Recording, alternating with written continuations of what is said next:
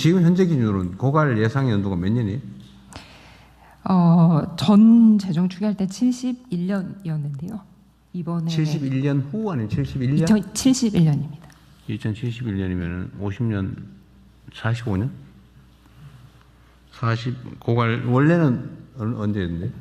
원래는 그렇게 냈었는데 이번에 수익을 많이 내서 다시 정확한 건 추계해 봐야 되지만 잠정적으로 한 7년 정도 더 늦춰져. 7년 늘었다고? 네. 그밖에 안 늘었어요? 지난 5월 국무회의에서 이런 말이 나왔어요.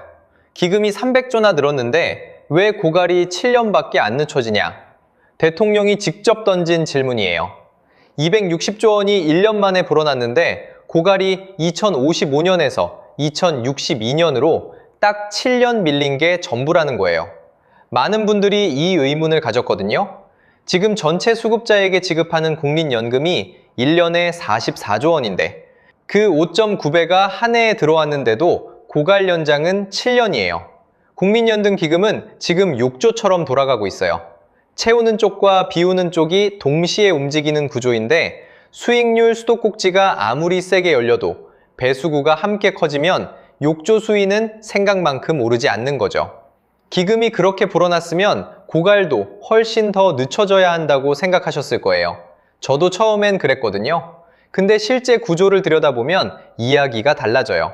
수익률이 20%나 났는데 왜 고갈이 7년밖에 안 늦춰지는 건지, 보험료율이 어떻게 오르고 내 월급에서 얼마가 더 빠지는 건지, 소득 대체율 43%를 실제 금액으로 바꾸면 어떤 숫자가 나오는 건지 지금부터 그 흐름을 같이 따라가 보겠습니다. 먼저 수도꼭지 2개 중에 수익률, 즉 기금의 수입 구조부터예요. 국민연금 기금운용본부가 공식 발표한 잠정치인데 2025년 수익률이 20%예요. 1988년 국민연금이 시작된 이래 역대 최고 수익률이거든요. 기금운용본부가 뭐냐면 우리가 매달 내는 보험료를 모아서 전 세계에 투자 운용하는 기관이에요. 우리가 낸 보험료를 가지고 기금운용본부가 국내외 주식과 채권, 부동산에 투자해서 수익을 만드는 구조죠. 국내 주식에도 넣고 미국, 유럽, 신흥국 해외 주식에도 넣고 채권과 부동산, 인프라 같은 대체 자산에도 분산해서 운용해요. 2025년엔 특히 미국 증시 강세와 글로벌 자산 가격 상승이 겹치면서 역대급 수익률이 나온 거예요. 수익률 수도꼭지가 역사상 가장 세게 열린 해였어요. 2024년 말 1213조 원이었던 기금이 2025년 말 잠정 1473조 원이 됐어요. 단 1년 만에 260조 원이 불어난 거예요. 근데 이 20%라는 숫자가 얼마나 이례적인지 맥락을 봐야 해요.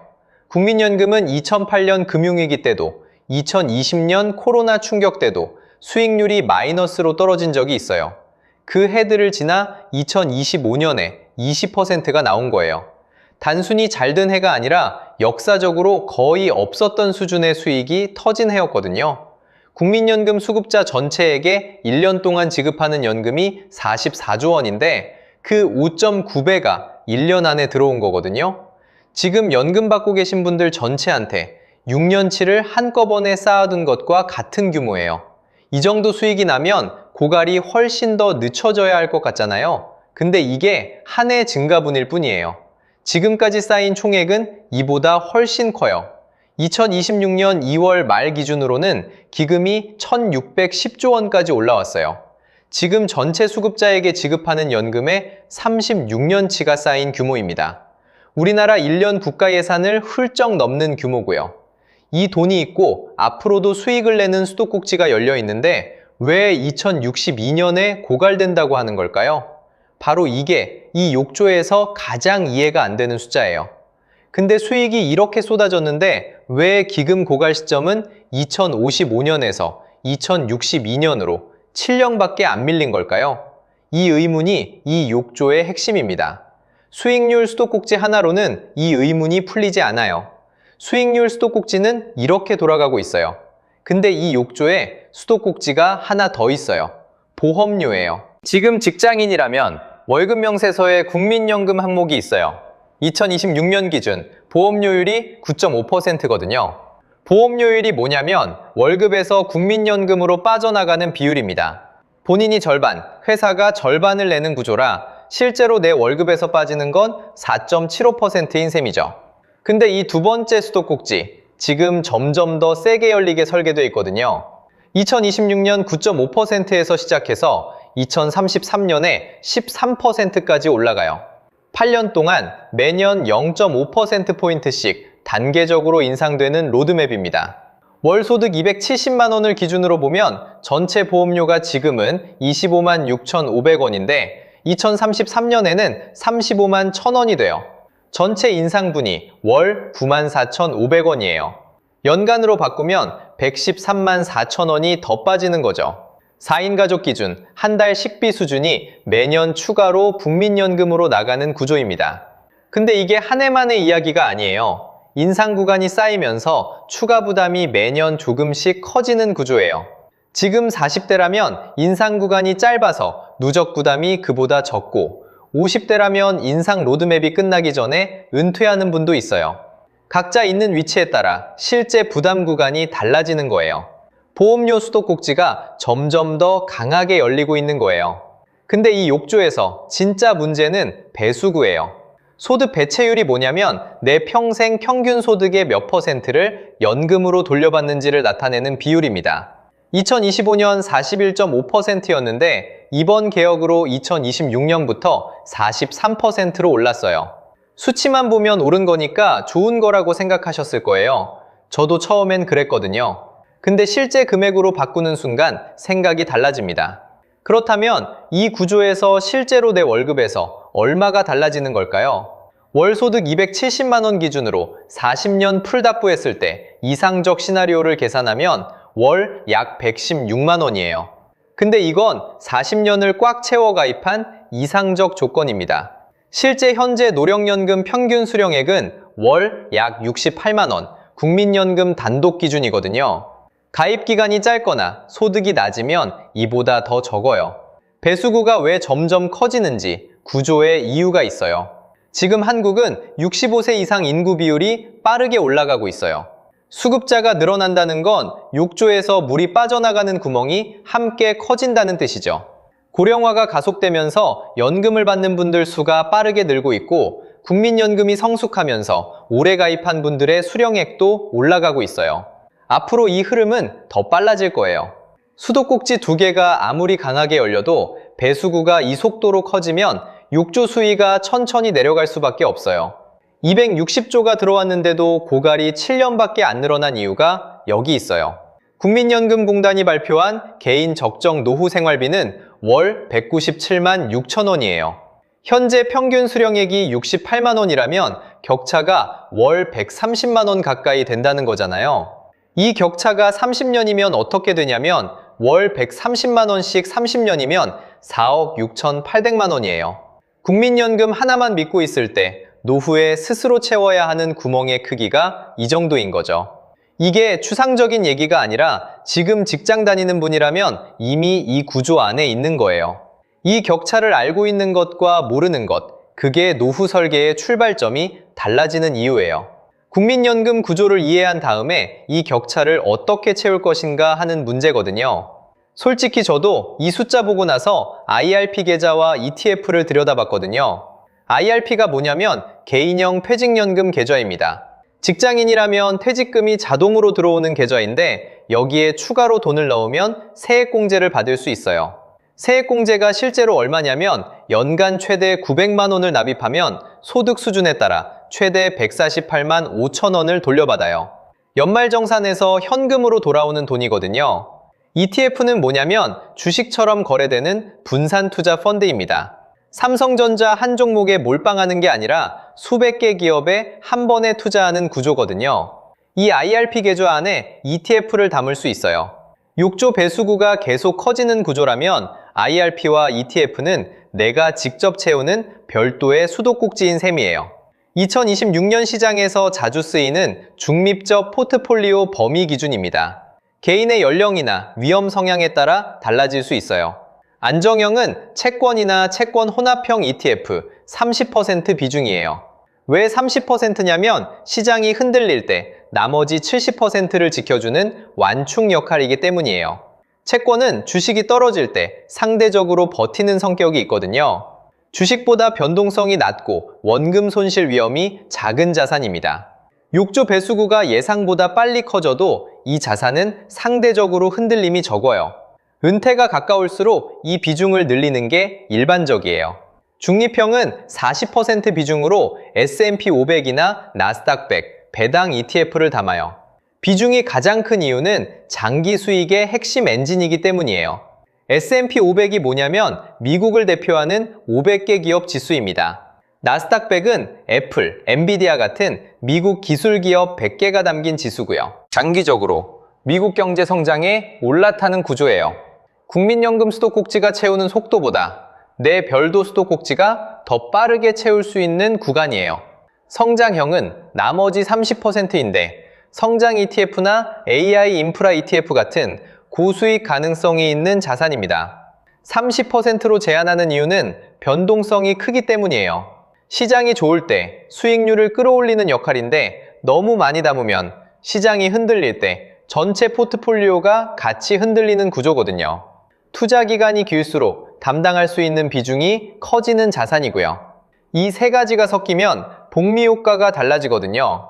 복리가 뭐냐면 수익이 다시 원금에 더해져서 그 합산된 금액 전체에 다음 수익이 붙는 구조거든요. 30만 원을 매달 넣으면 첫 달 30만 원에 연 6%를 나눠서 매달 0.5%가 붙어요. 1년 후 그 30만 원은 약 30만 9천 원이 되고 2년 차부터는 그 30만 9천 원에 또 수익이 붙기 시작하는 거예요. 처음엔 차이가 거의 없어요. 근데 10년이 지나면 눈에 띄게 벌어지고 20년, 30년이 되면 그 차이가 기하급수적으로 커지는 거죠. 채권이 안정적으로 버티는 동안 글로벌 ETF가 성장하고 성장형이 위로 당기는 구조가 복리 효과를 극대화하는 방식입니다. 이 구조로 월 30만 원을 IRP에 넣고 30년을 유지하면 어떻게 될까요?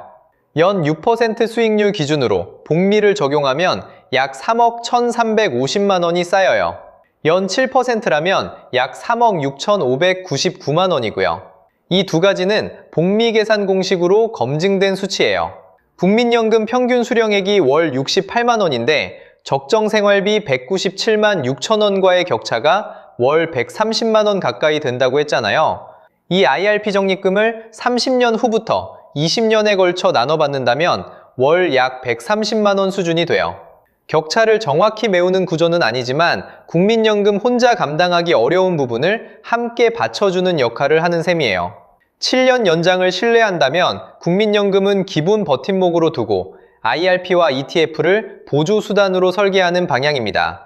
2062년까지 기금이 유지되더라도 평균 수령액 68만 원으로는 생활비 격차를 혼자 감당하기 어렵기 때문에 이 구조를 알고 있다면 지금부터 추가 설계가 의미 있어요. 반대로 7년 연장을 그대로 믿기 어렵다면 IRP와 ETF가 노후 소득의 핵심 축이 돼야 해요. 국민연금 구조 자체가 인구 감소와 고령화 속도를 이미 반영하고 있는데 30년 후 기금이 예상대로 유지된다는 보장이 없다는 시각도 있거든요. 이 경우 국민연금을 보너스로 보고 IRP와 ETF를 메인으로 설계하는 접근이에요. 오늘 이 영상을 끝까지 보셨다면 이 구조를 이제 다른 사람과 다르게 읽을 수 있어요. 세 가지예요. 수익률이 역대 최고여도 고갈이 7년밖에 안 늘어나는 이유예요. 욕조에 수익률 수도꼭지 하나만 있는 게 아니라 보험료 수도꼭지와 배수구가 동시에 움직이는 구조이기 때문이에요. 수익이 아무리 쏟아져도 배수구가 함께 커지면 욕조 수위는 그만큼 오르지 않아요. 이 구조를 모르면 260조가 들어왔다는 뉴스를 들어도 왜 7년밖에 안 됐는지 납득이 안 되는 거예요. 내 월급에서 앞으로 얼마가 더 빠지는지예요. 2026년 9.5%에서 2033년 13%로 올라가는 동안 월 소득 270만 원 기준으로 전체 보험료가 94,500원 더 나가요. 연간으로 113만 4천 원이에요. 이게 내 통장에서 자동으로 빠지는 구조라 체감이 잘 안 되지만 숫자로 알고 있는 것과 모르는 것은 달라요. 소득 대체율 43%의 실제 의미예요. 비율로 들으면 나쁘지 않아 보이는데 현재 노령연금 평균 수령액이 월 68만 원이거든요. 국민연금공단이 발표한 개인 적정 노후 생활비 197만 6천 원과 비교하면 월 130만 원 가까이 격차가 생기는 거예요. 이 숫자를 직접 계산해 본 사람과 그냥 43%라는 비율만 들은 사람은 노후를 설계하는 출발점이 달라지거든요.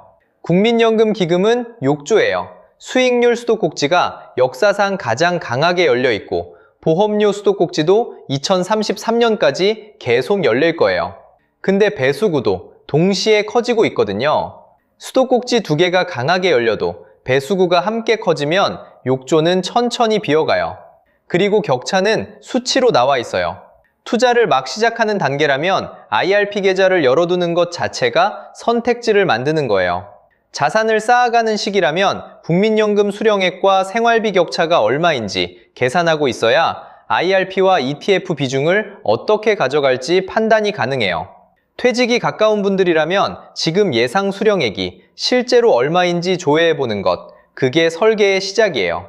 어느 상황이든 이 격차 숫자를 알고 있는 것과 모르는 것의 차이가 있어요. 국민연금 홈페이지에서 내 예상 수령액 조회가 가능해요. 거기서 나오는 숫자와 내가 생각하는 적정 생활비를 비교해 보시면 돼요. 그 격차가 얼마인지를 아는 것과 모르는 것이 설계의 출발점이에요. 조회 결과가 기대보다 낮다면 그게 추가 설계가 필요하다는 신호예요. 이 숫자가 바뀌면 이 기준도 바뀌어요. 보험료율이 로드맵대로 2033년까지 올라가는지, 소득 대체율 43%가 유지되는지, 기금 수익률이 이 수준을 계속 유지하는지, 이 세 가지 지표가 달라지면 7년이라는 숫자도 달라질 수 있어요. 계속 추적할게요. 국민연금 뉴스가 나올 때마다 숫자는 크게 보도되는데 구조는 잘 안 나와요. 이 욕조 구조를 한번 이해하고 나면 앞으로 어떤 숫자가 나와도 스스로 읽을 수 있어요. 그게 제가 드리고 싶은 거예요.